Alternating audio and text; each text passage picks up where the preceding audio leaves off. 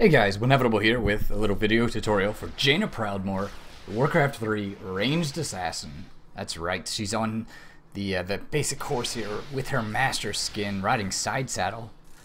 Pretty epic.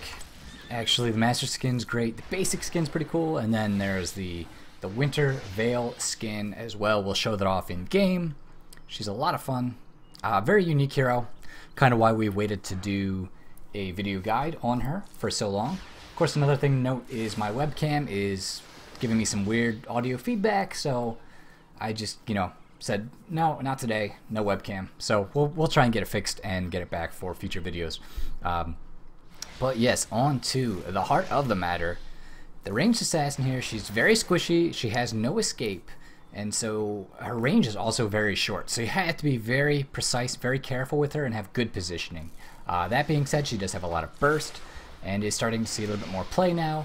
A lot of fun, and in the right hands, a very, very dangerous hero. So you can see here on the character panel, 710 base hit points at level 1. Not a ton, right? That goes into what we're talking about, how she's so squishy. Only 120 per level, so she's on the low end of the health pool, at just under 3,000 at level 20. She attacks at 1 per second, which is average, and 42 damage here at level 1, which is, oops. I'm trying to navigate between two different windows here. Okay, so it's a decent chunk. It's only 8 per level, so this doesn't scale as well as some heroes it will into the late game, but her abilities do offer a good amount of burst. It's just the range that really holds you back. Let's take a look at her trait, and this plays into her role very well. All of her abilities, the Q, W, E, and R, will chill targets. What does this mean? What does chilling a target do? Well, it slows their move speed by 25%, and it amplifies any damage they take from your future abilities, from any other abilities you cast on them, by 50%. The chill lasts for 4 seconds. Of course, you can chain chill. If you do a Q and then in 2 seconds later you do a W kind of thing, it will stack. So then it would be another 4 seconds after your last ability that they remain chilled for.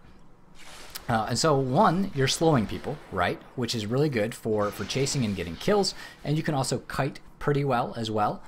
So there's those two opportunities right there, as well as the increased damage. So if you chain your abilities correctly, you're going to boost your damage up by 50% on your abilities. And it's really important to make use of this in team fights, to chill as many of your opponents as possible, to chain your abilities to get more damage out of it, and then to lock down a specific target with the chill does a lot of wonders for you. Her mount is of course the basic mount. There's nothing special here. And so let's go ahead and go over the Q, the W, the E, and then we'll look at the couple heroics. She's got 2 really awesome heroics as well. Now the Frostbolt is the Q. This is a skill shot in a straight line.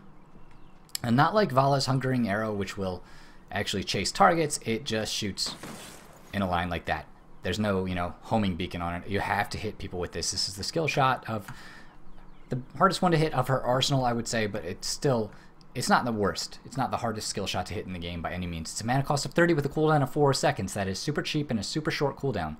You can hit a ton of these if you're doing it correctly in a game. It deals 59 damage here at level 1, 14 per level, so you're talking about 325 at level 20, which is a decent, it's a good chunk of damage. Okay, so you're not only that, but you're also chilling them, and it's got good range. You can see, if I go all the way back here, this is the full range, whereas the W, this is the cast range on the W, is only out to there. The Q can actually go a little bit further, and then the E is very short range. So the Q is the longest range of her kit, of her basic kit. Okay, so get rid of that, and we'll go on to the W, the Blizzard. This is the most mana intensive and the most, the highest cooldown of the 3. It's a W, so it's an AoE. Is what I mean. It's an AoE, area of effect spell, does damage in a radius, as we showed. This is like the circle, call it. 2 waves fall, 1 and then 2, doing damage, and both of those do damage, and both of those will chill a target. So you only have to hit 1 to do damage or chill, but of course it does stack. This will bombard enemies, like it says here. 2 waves, 55 damage each. Damaged enemies are chilled. So it's 55 at level 1. This is 340 per wave at level 20. So remember, 325, 340, scaling. You can kind of. Well, this is important to come back to in a second. Cone of Cold, the E is the shortest range of the 3. We can actually show these off a little bit here in the lane too. Might be a little boring just standing there. 67 damage. The most at level 1 is 67, and the scale is 17 per level, so it's 390 at level 20. So you come in here, you could say hit your E. They're chilled. You can see the chill effect. The blizzard waves come in, and I've still got my Q. I haven't even used my Q. We'll watch as the Arthas runs away. We'll even, there's a little bit of a bug here. Turn that off. Okay, so come in here, chill them, hit him again, and then I think we're gonna get him. We're gonna have to use the blizzard. So you can see how slow he was from those abilities. And of course, with the cooldown of 4 seconds and the chill lasting for 4 seconds, you can pretty much keep someone permanently chilled just with their basic kit. And of course, you have these two abilities as well, your blizzard and your cone of cold. So really, if you're on a single target, they should never not be chilled. Not to use double negatives, but they should always be chilled if you're on them and you're full mana. As long as you know you're not out of mana, you're not being interrupted and stunned, you should be able to keep them permanently chilled. And now the reason we talk about the damage so much is because, remember, this trait, it amplifies damage by 50%. So think about it. What's the most bang for your buck? And this is really getting down to the science of it. But if I cast my, say I cast Cone of Cold first, that's 60. If I lead with that, that's 67 damage. Then if I come in and I cast Blizzard, I'm going to get 50% more on each wave of 55, right? So clear the cooldowns, cast the Blizzard, and there you go. You can see 83 on that second wave. The first one, for some reason, only hit for 55. Did not stack like it should have. Actually, let's clear cooldowns again, and then go in. So they're chilled. You can see 70, and then it was at 105. So you're getting the bonus damage there as you use these abilities in the right order. So the idea is, if you lead with your high damage spell, you're going to get a lower return. If I lead with the Cone of Cold, for example, I might, reduce my overall damage output, because 50% of 67 is greater than 50% of 55, without even doing the math. You can just tell. And so your lowest damage is actually a Blizzard. So ideally, I think what you want to do is come in, you cast Blizzard, Cone of Cold, and then see the first wave of the Blizzard will hit everyone and chill everyone. So they are all taking the extra damage. They're all slow and they're all taking 50% more damage. Then you can use your large bursts here, your Q and your E. The thing is, your Q rather is the shortest cooldown. So you could say lead with that first, but that only chills a single target. And this is more of, if you're fighting in team fights, if you can catch multiple people with your Blizzard. As soon as that hits, then I'm throwing Cone of Cold in. Or actually, I'm queuing. I should queue first because of the shorter cooldown. Queue and then Cone of Cold. And the idea is just to kind of increase your maximum damage output. We don't want to get to level 2 just yet, so we'll reset it again. So just to think about it, it's a very small thing to think of. It's nuanced, if anything. Is that the idea is the scales at level 20? You're talking 300. Actually, let's go up to level 20 right now, or we'll go to level 10 for the first heroic and show that off, and then go to level 20. But at level 20, your Cone of Cold is still doing the most damage, and your Blizzards are second, and then your Q does the least amount of damage of the 3 abilities. And that's per Blizzard wave, so the idea is you probably want to lead still with the Blizzard, just because it chills multiple people. And then you can stack your Q on top.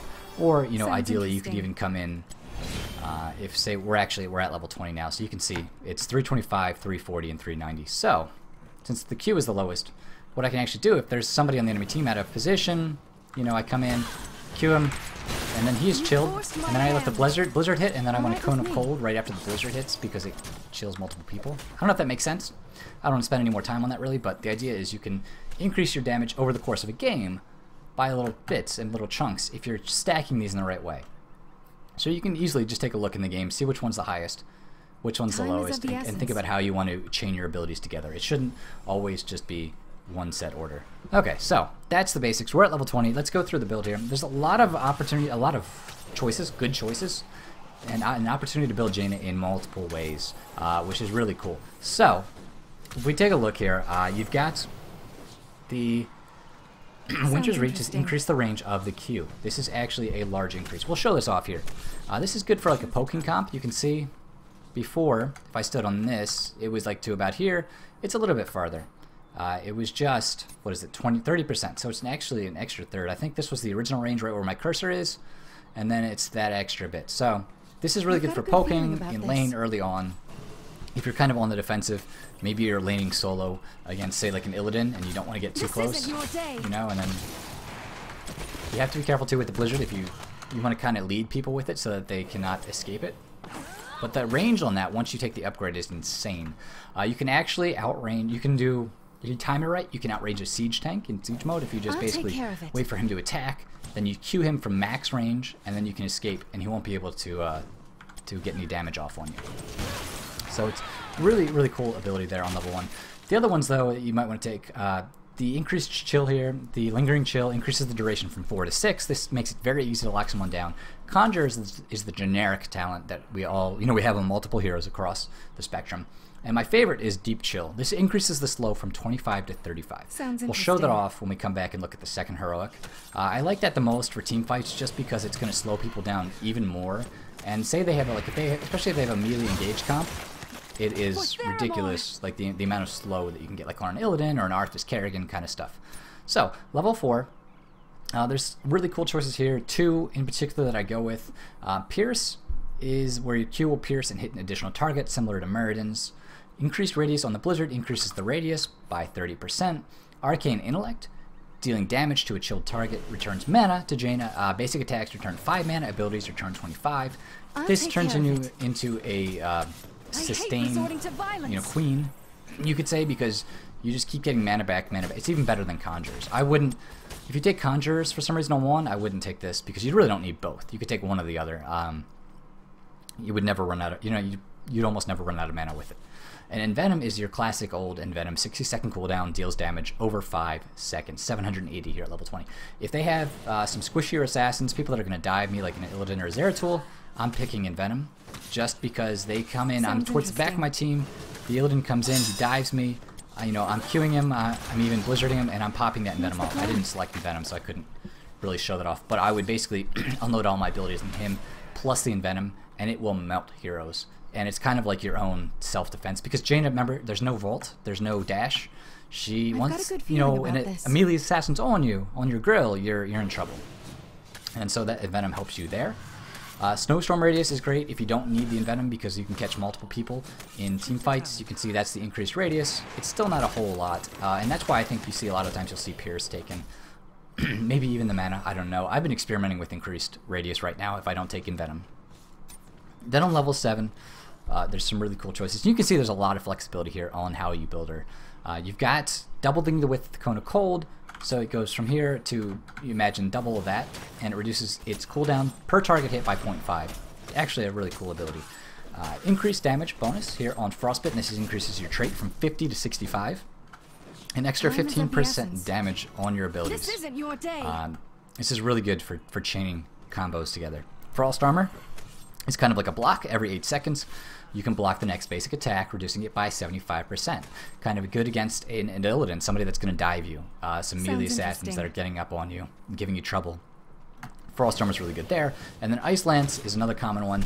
Reduces the cooldown of your Q by 2 seconds if it impacts a chilled target. Basically, you hit a Q, and then it would be the next one. Actually, what you'd want to do, you'd have to do, is you would E or W and then Q, and not miss like that. And then basically you'd have a 2-second cooldown, and you can keep chaining the Qs, and they will, basically the target will remain chilled. You'll be getting so many Qs off. It's insane what you can do with that. So I'd come in here, I'd hit him, and then see I would have hit, I think I hit a minion there, so it would have been a 2-second cooldown instead of a 4-second. Frost Armor, like I said, is good against people diving you. Frostbitten is nice for that increased damage bonus. It really depends on what you're going for. I'll tend to take Frostbitten here. And then we get to the heroic, Ring of Frost or Summoned Water Elemental. Let's show off Ring first. It's a lot harder to hit, a cooldown of 100 seconds, a mana cost of 70. And what this will do, let me get the, because we only have the level 20 stats here. You can see it's a short delay. So if I cast this, refresh the forts, toggle the minions, let's refresh, wait for them to come out. After a short delay, you'll damage and root enemies in an area for 3 seconds. It persists for 3 seconds afterwards, and anybody that touches the ring is chilled, taking the slow and the damage bonus to them.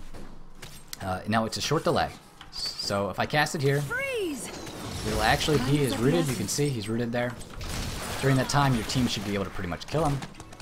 It's a little bit hard to hit because it is of that short delay. So like the Arthas is probably going to walk, you walked into the second part of it there. And you can see the minions walking through were not rooted, they were just chilled because they came in contact with you. Let's get going. So, a lot harder to hit. Ring of Frost is much harder to use than the Water Elemental.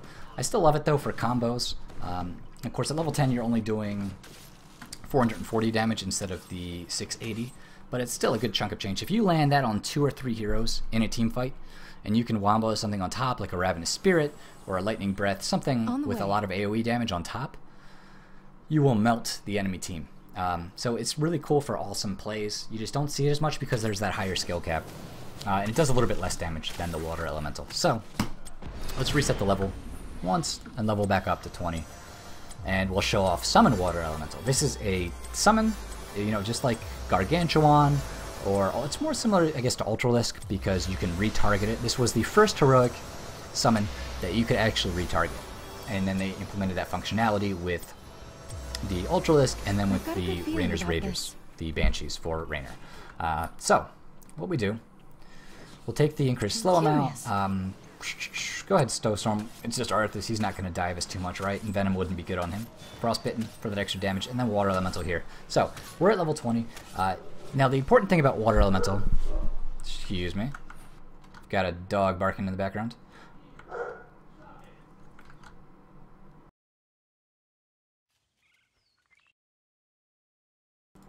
Alright, so, if you look at this real quick, let's go over the damage here.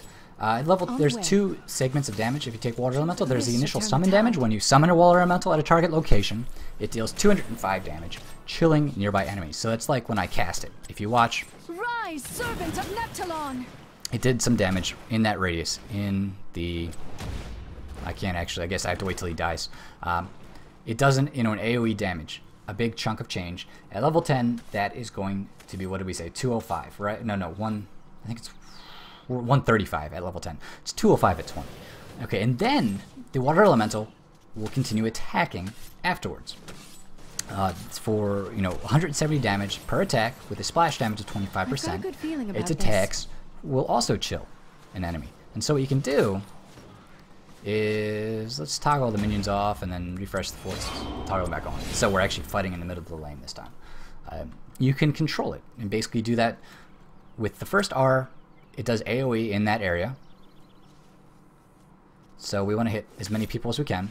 And then you can R again. I tapped R and I right clicked on Arthas, and now it's going to attack armies. And you can target it on anyone. Let's see how you like this. And you can see you can even attack buildings. You can attack move, I believe. See, it's attack moving. You can, and now it's targeting a building. And there you go. So that's the Water Elemental. It's really pesky. It does a lot of damage, and it chills you and slows you. So you can take other squishies, other assassins out of the fight with it, pretty much. You can come in and just basically micro it. This isn't your day. On the way. Oh no! I think he's gonna get out. Oh no, we killed him with the Cone of Cold. Okay, so if you actually had room to kite, you can actually move it and then attack and then move and then attack. Kind of, you can tell it to, you can stutter step, as we say, with the Water Elemental as well as your own hero.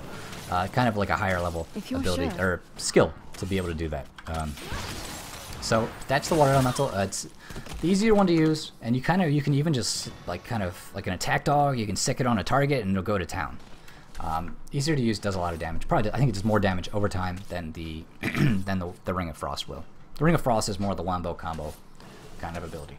Level 13, a couple choices here. Sprint is the generic one that everyone has. That you'll see this one most often. It's the increased move speed for 3 seconds. This is great because she doesn't have that Volt or that dash. Icy Veins is her unique kind of rewind. You activate this, it makes your basic abilities recharge 3 times as fast and reduces mana cost by 50% for 5 seconds. This will help you.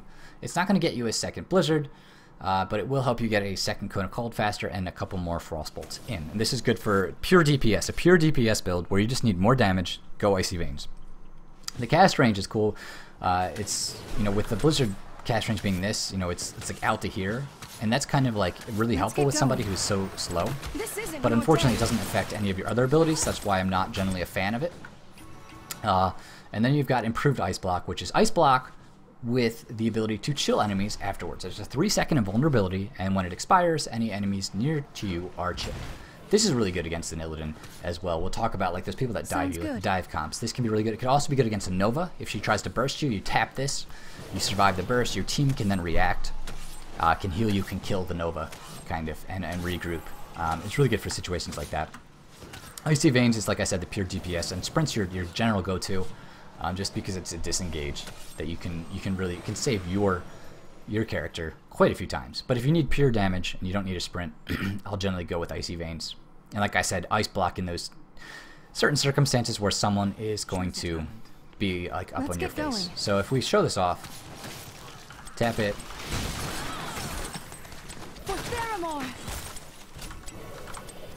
And you can see I got a second Cone of Cold so fast.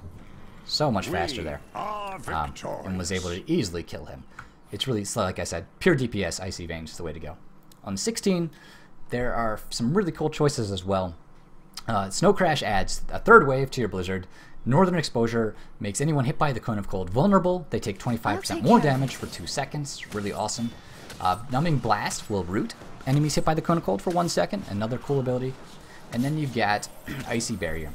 When Jaina does increased damage from Frostbite, she is shielded by 25% for the total damage dealt, and the shield lasts for 3 seconds. So basically, when you're using your trait, you're getting yourself shields. That's kind of another thing that's good when they're diving into you.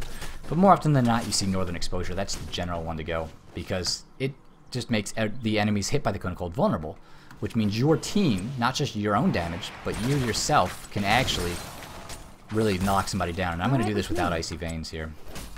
Okay, yeah, we're good. Okay, so remember, too, that when you're stacking abilities together, if you hit with the Cone of Cold, then all of a sudden, you know, you lead with this if you take the Northern Exposure, and then you launch your Blizzard on them, and then the Q, they're going to take extra damage from your abilities and from your teams, okay? Time is of the So that's generally why you take this.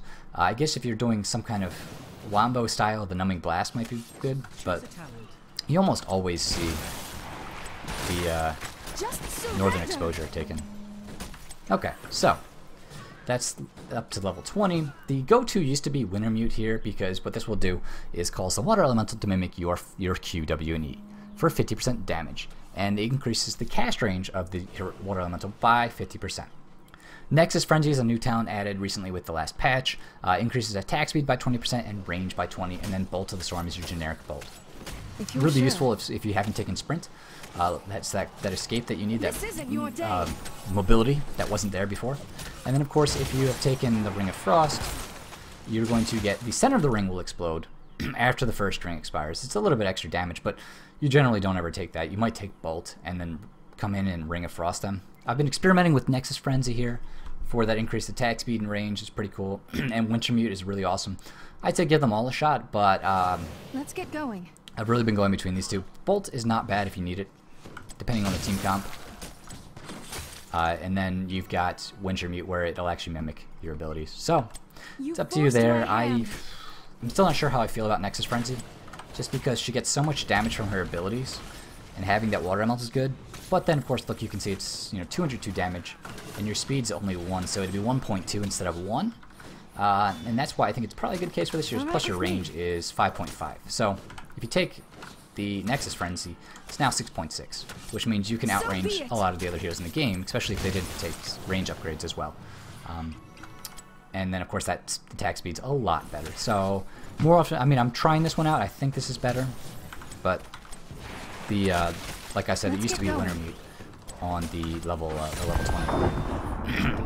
Well done. Because of the mimicking the extra damage, the extra chill, it was pretty good. And then Bolt if you need it, depending on the team comp. Okay, so that's the guide here. Let's go ahead and show it off in the game. It's a mouthful because there's so many different choices. But she's a very unique hero, and that's kind of why I've waited so long to do a guide on her. Just to get some more familiarity with it all in different situations. And you can really build her in a lot of unique ways. But I think generally the big ones are going to be like that Northern Exposure here. Generally Water Elemental unless you're doing a Wombo comp. Like I said, Icy Veins is pure DPS.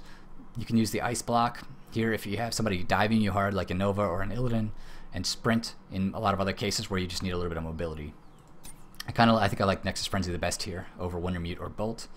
And then you've got your choice here with the extra damage. The reduced cooldown. Ice Lance is not bad actually for more damage. Then you've got the damage bonus here on 7. In Venom, if they have a couple of assassins, especially like a Zeratul or somebody melee or a Kerrigan who's going to be up like close to me and doing, you know, trying to kill me, then I'm going to go for that. And then I love these slow here, but you know, you can make any of these work really. You have to. This is one of the heroes you really have to play with a lot to get a good feel for. So we'll go ahead and we'll jump into a game and show it off live. All right, guys. Thanks for watching, and I will see you guys on the Nexus.